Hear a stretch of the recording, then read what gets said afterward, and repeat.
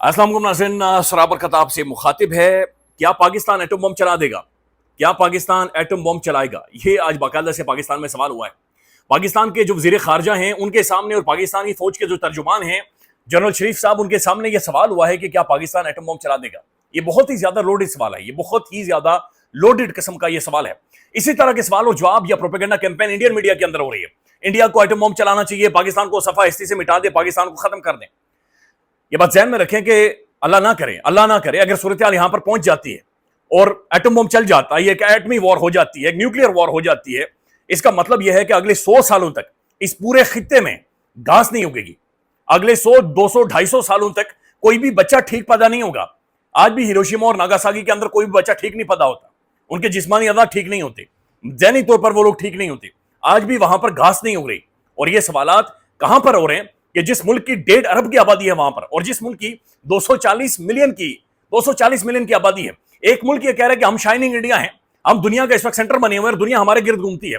और दूसरा वो मुल्क जिसकी 60 से 70% जो आबादी है वो नौजवानों पर, जवान खून के ऊपर है, वहां पर ये सवालात हो रहे हैं कि क्या पाकिस्तान एटम बम चलाएगा या क्या इंडिया एटम बम चलाएगा। It's a very serious threat. ये मजाक नहीं है, ये चीजें बहुत खौफनाक हद तक आगे बढ़ चुकी हैं। इस वक्त जब मैं आपसे ये गुफ्तगू और बातचीत कर रहा हूं, पाकिस्तान के जो बहरी जंगी जहाज हैं वो इस वक्त समुद्र के अंदर मौजूद है। पाकिस्तानी एयरफोर्स, तमाम तरह एयरफोर्स हवाओं में मौजूद है। पाकिस्तानी जंगी जहाज, जंगी तैयारे, उनके अंदर जो पायलट्स हैं, बिल्कुल वन गो, यानी विद इन सेकंड ट्रिगर दबने की देर है और उसके बाद ध्रुम ध्रुम की आवाजें हैं।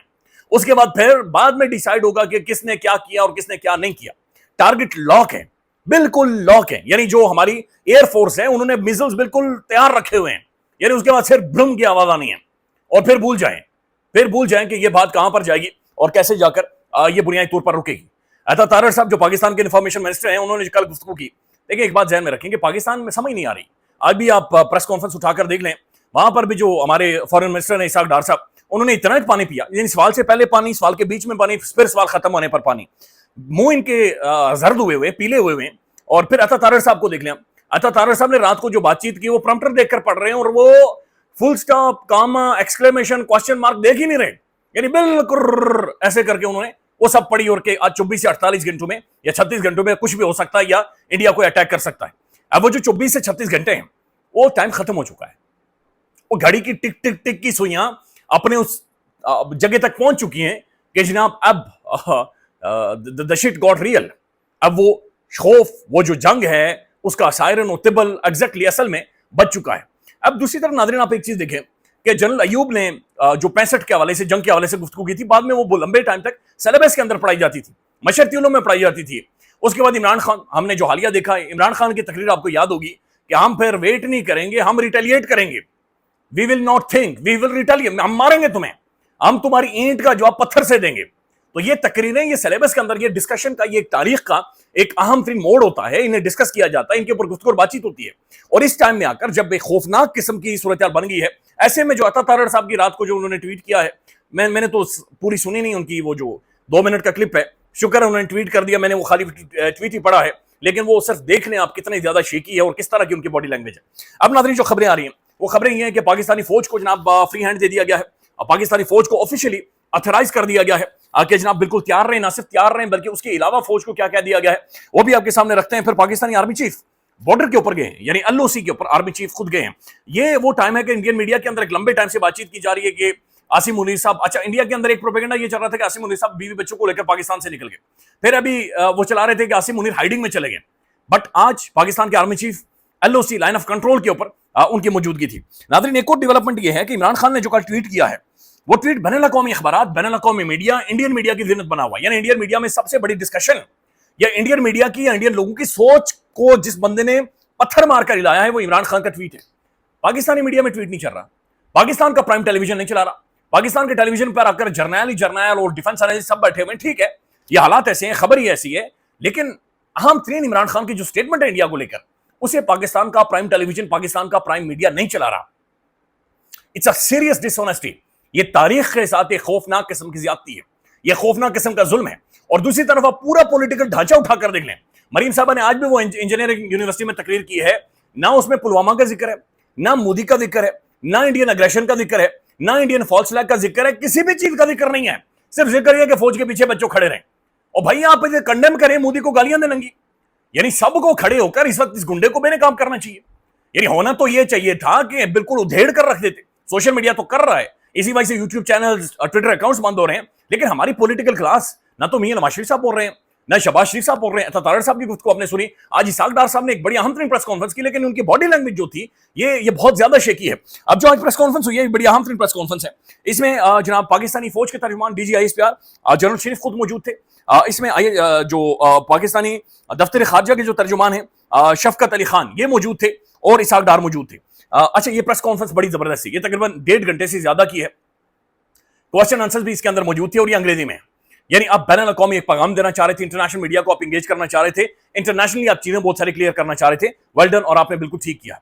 अब वो सारी प्रेस कॉन्फ्रेंस मैंने देखी है, हैरानकुन तौर पर उसके अंदर बड़ा तगड़ा डेटा है और बड़ा क्रेडिबल एविडेंस वहां पर मौजूद है। यानी बहुत ही ज्यादा होमवर्क हुआ है।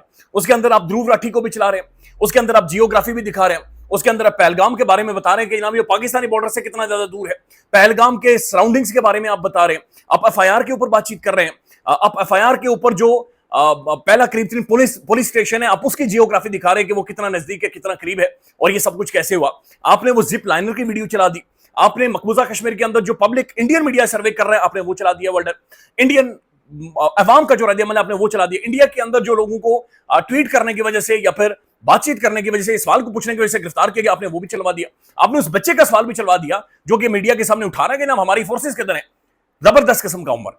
और उसके बाद आपने जाफर एक्सप्रेस से होते हुए पाकिस्तान के अंदर चाइनीज काउंसलेट पर जो हमला हुआ, कराची एयरपोर्ट पर जो हमला हुआ, आपने तमाम तर डिटेल्स वहां पर बताकर रखी हैं। अगर हमारे पास इतना मवाद है, हमारे पास इतना सारा डेटा, इतने सारे एविडेंस, इतने सारे सबूत मौजूद हैं, तो फिर हम इंडिया पर हमला या फिर इंडिया की जो मशीनरी जिस तरीके से काम करती है, हम अगर उन पर हमला और चले नहीं भी हो रहे, हम इंटरनेशनली इस मामले को उठा क्यों नहीं पा रहे। यानी हमारा दफ्तर खारजा कर क्या रहा है, हमारी फॉरेन पॉलिसी है क्या। यानी बिलावल भुट्टो जरदारी थला उठाकर दुनिया घूमता रहा, लेकिन इस बंदे ने किया क्या है। हमारा जो अभी आपके साथ बैठा हुआ है इसाक डार, ये क्या कर रहा है। देखिए, ये काम फौज के नहीं है, ये काम हुकूमत के हैं, ये काम दफ्तर खारजा के हैं, ये काम फॉरेन ऑफिस के हैं। होना तो ये चाहिए था कि आज जो प्रेस कॉन्फ्रेंस हुई है, तमाम तर डोजियर्स तैयार करके तमाम तर दुनिया के अंदर, उनके कैपिटल्स के अंदर मौजूद होते, मिडिल ईस्ट में मौजूद होते, अमेरिका के पास, यूनाइटेड नेशन के पास, यूरोप के पास, रशिया के पास, चाइना के पास इनके डोजियर्स मौजूद होते। इतने बड़े बड़े फरले वहां पर जाते, ये सारा एविडेंस, डॉक्यूमेंट्रीज, ये सब चीजें उनके पास मौजूद होनी चाहिए थी। इस वक्त खाली हल्का सा हमें सेंसिटाइज करना था, लेकिन आप हमें दिखा रहे हैं, बल्कि मीडिया को दिखा रहे हैं, लेकिन हम क्यों नहीं कर सके। यानी पहलगाम वाकया 22 अप्रैल को होता है, अभी तक इंडिया ना 4 दहशतगर्दों को बाहर ला सका, ना इंडिया एस्टेब्लिश कर सका दहशतगर्द से आके, ना इंडिया को बॉर्डर कट्टी भी दिखा सका, ना इंडिया ये बता सका ये किन घरों में रिहाइश पजीर थे। तो जीरो एविडेंस है इंडिया के पास, जीरो एविडेंस। और दुनिया इस चीज पर कन्विंस हो चुकी है कि ये इंडिया के अंदर का फॉल्स फ्लैग था, ये इंडिया के अंदर से खुद मैनिपुलेट करके इंडियन खुफिया इदारों ने या इंडियन डीप स्टेट ने ये किया था, या फिर मोदी का अपना घर का हो सकता है कि उसने अपने कोई आगे कोई उसके फैमिली मेंबर्स हो वो भेजे हो। तो ये किया तो इंडिया के अंदर से गया था, लेकिन एक झूठा मक्कार किस्म का, बेहुदा किस्म का, घटिया फ्रॉड पर मबनी एक प्रोपेगेंडा करके वो एक न्यूक्लियर फ्लैश पॉइंट की तरफ चला गया है। न्यूक्लियर एक वॉर हो सकती है। हम इतना एविडेंस होने के बाद, इतनी सारी चीजें होने के बाद, आखिर क्या वजह है कि हम दुनिया भर में नई चीजें ले जा सकते और दुनिया को हम इंगेज नहीं कर सकते। बड़ी हैरानकुन चीज थी जो हमारे सामने आई है। नाज़रीन, DGISPR साहब ने इसके अंदर कुछ बातें की हैं, सोशल मीडिया उनसे सवाल उठा रहा है। ISPR साहब ने यह कहा कि इंडिया के अंदर सवाल पूछने पर बंदे गिरफ्तार किए जा रहे हैं। उन्होंने यह कहा कि इंडिया के अंदर सवाल पूछने पर ट्विटर अकाउंट बंद कर दिए गए। अब मैं खुद आपको ऑनेस्ट बताऊं, ट्वीट करने की वजह से पाकिस्तान के इदारे FIA ने मेरे ऊपर केसेस किए हैं, लिटरली। और पाकिस्तान के अंदर सवाल पूछने से पहले बंदा खौफ खाता है, खुद डरता है, और ये चीजें हमने खुद पाकिस्तान के अंदर होते हुए देखी। यानी किससे ढकी छुपी है। तो जब हमारा इंडिया के ऊपर ऐसा मौकफ है या स्टांस है जो कि बिल्कुल ठीक है, तो फिर पाकिस्तान के अंदर भी हमारा यही स्टांस होना चाहिए, हमारा यही मौकफ होना चाहिए। यही बुनियादी वो हमारी एक लाइन है जो कि एक अजीब गरीब हुई पड़ी है कि जहां पर हम कहते कुछ हो रहे हैं लेकिन ऑन ग्राउंड अपने मुल्क के अंदर कुछ और हो रहा होता है। इसी वजह से पाकिस्तान की जो पढ़ी लिखी मिडिल क्लास आज कुछ अजीब से सवाल कर रही है जो बहुत सारों को इस वक्त हाजिम नहीं हो रहे। लेकिन बहरहाल ये अगेन आई विल से कि ये क्रिटिसाइज करने का वक्त नहीं है। जब फौजी सामने खड़ी हो, जब बॉर्डर के ऊपर फौजी जवान खड़ा हो, एयरफोर्स के जो तैयारी इस वक्त हवा में जंगी जहाज, उनके अंदर मेरी उम्र के या आपकी उम्र के या शायद आपसे छोटे ही बिल्कुल यंग पायलट्स बैठे हुए हैं, बिल्कुल यंग पायलट्स, और उनकी वायद आस और उम्मीद आप लोग हैं, पाकिस्तानी अवाम है। वो सिर्फ उन हवाई फजाओं के अंदर तनख्वाह के लिए इस वक्त नहीं है। सामने दुश्मन खड़ा है, सामने राफेल आगे पीछे घूम रहे हैं, सामने पता चल रहा है कि विक्रांत उन्होंने अपना वो हवाई बेड़ा समुद्र के अंदर उतार दिया है, वो सामने नजर आ रहे हैं। तो उनकी जो वाइड मोटिवेशन है, वाइड मोटिवेशन, वो झंडा है पाकिस्तान का, वो पाकिस्तानी कौम है और वो अल्लाह अकबर है। ये कौम मेरे पीछे खड़ी है, हमारे लोग हमारे पीछे खड़े हैं, दैट्स इट। लिहाजा ये मेरे ख्याल में तनकीद का वक्त नहीं है। लेकिन DGI-SPR साहब और ये जो प्रेस कॉन्फ्रेंस हुई है, बड़ी तगड़ी प्रेस कॉन्फ्रेंस है, बट स्टिल ये मौका दुनिया को देना था, पाकिस्तान के अंदर नहीं रखना था। लेकिन पता नहीं ये पाकिस्तान के अंदर है, दुनिया के पास मौजूद है या दुनिया के पास मौजूद नहीं है। अब नाज़रीन, जो अहम तरीन डेवलपमेंट है ये आपके सामने रख देते हैं। ये बाकायदा से हुआ ये है, ये वजाहत काज़मी साहब ने ट्वीट किया है, big news, Pakistani government has granted formal approval to the Pakistani army to activate its variant of the Garen doctrine. Preemptive precision strikes are now on the table for imminent threat. Buraq drones, Babur missiles and Nasser vectors will deliver the message loud and clear. यानी ये पाकिस्तानी फौज को बाकायदा से formally इजाजत दे दी गई है और इजाजत यह है कि गैरन डॉक्ट्राइन करें। ये रशियन टर्मिनोलॉजी है जो कि इस्तेमाल हुई है। इसका मतलब यह है कि प्रीएम्प्टिव स्ट्राइक्स करें, यानी अगर आपको महसूस हो रहा है सैटेलाइट इमेजरी के जरिए या पाकिस्तान की जो साइबर एक्सेस है या जो इंफॉर्मेशन एक्सेस है उसके मुताबिक अगर आपको सिर्फ ये महसूस हो रहा है या सेंस भी कर रहा है कि इंडिया यहां से उठकर आने वाला है और ये जगह जहां से इंडिया स्ट्राइक करने वाला है, प्रीएम्प्ट करें, यानी पहले वहां पर घुस जाएं, पहले उनके अंदर जाकर फटे। यानी इंडिया जो ही फटने का सोचे तो आप घुस जाएं पूरे अंदर, पूरे के पूरे अंदर चले जाएं।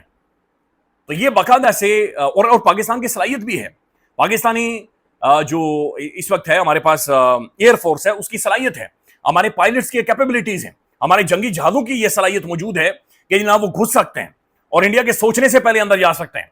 लिहाजा ये बाकायदा से क्लियर कट इंस्ट्रक्शन दे दी गई है कि जनाब घुस जाओ, इससे पहले कि जनाब उनकी जानिब से कोई भी स्टेटमेंट आए।